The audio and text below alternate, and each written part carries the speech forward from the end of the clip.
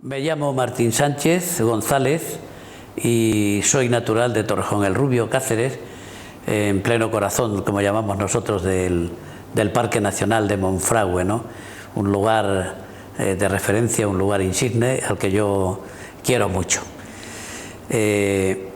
Hace más o menos 49 años, ya casi 50, aterricé en esta ciudad, en Getafe, donde vine por razones de trabajo y al mismo tiempo por razones de estudio. Estaba estudiando y trabajando al mismo tiempo.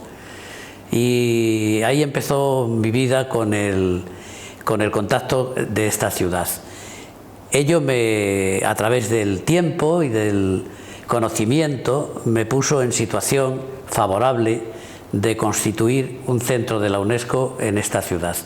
Un centro de la UNESCO que fuera referente, como así se me pidió por parte de la Comisión Nacional de la UNESCO, que fuera referente no solo en Getafe, sino en toda la Comunidad de Madrid y en concreto en la zona sur, fundamentalmente en un área que abarca unos 30 y tantos municipios, 36.